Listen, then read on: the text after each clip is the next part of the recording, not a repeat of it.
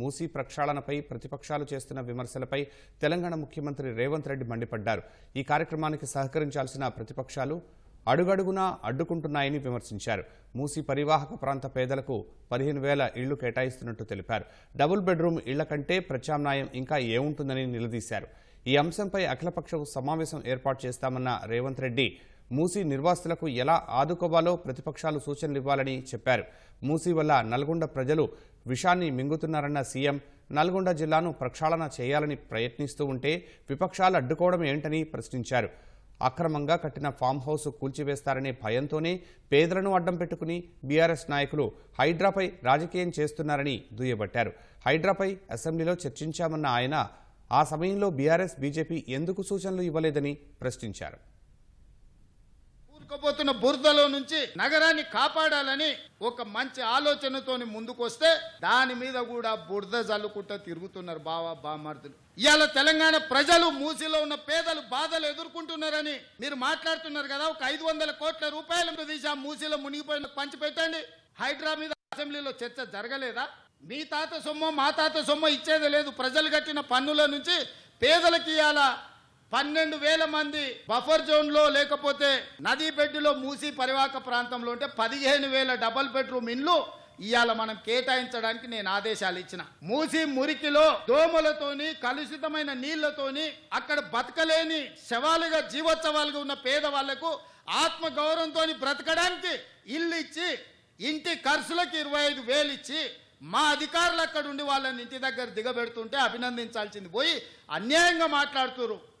Double bedroom ఇల్లు కంటే ప్రత్యామ్నాయం ఏముందో చెప్పండి, పంచుదాం. ఇది ప్రజల సొమ్ము, మేము సిద్ధంగా ఉన్నాం బాధ్యత తీసుకోవడానికి. ఇవాళ పేదల సంక్షేమం అమలు చేయడమే మా బాధ్యత. చేతనైతే రాండి, అఖిలపక్ష సమావేశాన్ని పిలుస్తాం, మీరు రాండి, ఏం చేయాలో చెప్పండి. ఏది చేసినా వద్దనడం, మీ చేతగాని తనాన్ని కప్పిపుచ్చుకోవడానికి మమ్మల్ని ఏ ప్రయత్నం చేయొద్దనడం ఇది సమంజసమని నేను అడుగుతున్నా. 10 నెలలు కూడా కాలే మేము అధికారంలోకి వచ్చి. 10 ఏళ్ళు ఈ రాష్ట్రాన్ని దోసుక తిన్న మీరు ఇవాళ ఆగర్భ శ్రీమంతులు ఎట్లయినరు? మీరు మాత్రం ఫామ్ హౌజుల్లో ఉండాలి. మీ ఫామ్ హౌజులను కాపాడుకోవడానికే కదా ఇవాళ వీళ్ళను ముసుగు దొడుకొని రక్షణ కవచంగా పెట్టుకొని పేదోళ్ళను పెట్టి కూలగొట్టొద్దు అంటారు. ఇవాళ ఇన్ని మాట్లాడుతున్న కేటీఆర్ జన్వాడలో నీకున్న ఫామ్ హౌజ్ అక్రమ నిర్మాణం కాదా? అది కూలగొట్టాలనా వద్దా నువ్వు చెప్పు. హరీష్ రావు అజీజ్ నగర్లో నీకున్న ఫామ్ హౌజ్ అక్రమమా కాదా? దాన్ని కూలగొట్టాలనా వద్దా చెప్పు. సబితమ్మ నీ 3 కొడుకుల పేర్ల మీద 3 ఫామ్ హౌజులు కట్టినావు కదా. నువ్వు సబితమ్మ లేక పేద అరుపులు అరవకమ్మా. నీకున్న ఫామ్ హౌజులు కూడా లెక్కలు ఉన్నాయి. కూలగొట్టాలనా లేదా సబితమ్మ నువ్వు సలహా చెప్పు. మీకు వెనకంగా ఉన్న కేవీపీ రామచంద్రరావులై కూలగొట్టాలనా వద్దా చెప్పు. ఇవాళ అక్రమంగా ఫామ్ హౌజులు నిర్మించుకొని మీ ఫామ్ హౌజుల మీద ఎక్కడైతే తొలగింపు ఏటు పడుతుందో మీ ఫామ్ హౌజులు కూలుతాయని చెప్పి ఇవాళ పేదలను రక్షణ కవచంగా పెట్టుకొని ఇవాళ మీరు నాటకాలు ఆడుతున్నారు. నల్ల చెరువులో ప్లాట్లు వేసి అక్రమంగా అమ్మినోడు మీ పార్టీోడు కాదా? మూసీ నది ఒడ్డున ప్లాట్లు వేసి పేదలకు 10 లక్షలకు 100 గజాలు అమ్మింది మీ సన్నాసులు టీఆర్ఎస్ నాయకులు కాదా? ఇవాళ 100 గజాలు 10 లక్షలకు నల్ల చెరువులో సున్నం చెరువులో ఇవాళ మూసీ నది ఒడ్డున మీరు ప్లాట్లు చేసి అమ్మి ఇవాళ ప్రభుత్వ భూమి అని తేలంగానే వాళ్ళు ఎక్కడ మిమ్మల్ని చొక్కా పట్టుకొని ఆ పైసలు మాకు పైసలు అని చెప్పి ముందే కార్యకర్తల్ని ఉసిగొల్పి ఈరోజు ఈ ధర్నాలకు దీక్షలకు తిరుగుతున్నారు. ఇవాళ మూసీలో వచ్చిన వరదలు తెలంగాణ రాష్ట్రాన్ని హైదరాబాద్ నగరాన్ని ముంచేస్తలేవా?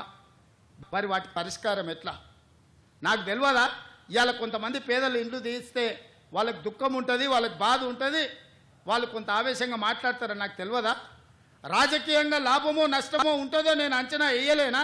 20 ఏళ్ళు ప్రజాక్షేత్రంలో ఉన్నోని, ప్రజలలో తిరిగినోని, పేద ప్రజల కష్టమేందో తెలియకుండానే తెలంగాణ రాష్ట్రానికి ముఖ్యమంత్రి అయినా. కానీ నగరాన్ని కాపాడుకునే బాధ్యత మన మీద లేదా? మీరు ఆలోచన చేయండి. ఇవాళ హైదరాబాద్ నగరానికి తాగునీరుని అందించిన ఉస్మాన్ సాగర్, హిమాయత్ సాగర్ లో బల్చి కొట్టుకుంటున్న ఫామ్ హౌజులు కట్టుకొని వాళ్ళ డ్రైనేజీల గండిపేటలో హిమాయత్ సాగర్ ఉస్మాన్ సాగర్ కలిపితే వాళ్ళ డ్రైనేజ్ నీళ్లు హైదరాబాద్ నగరం తాగాలనంట.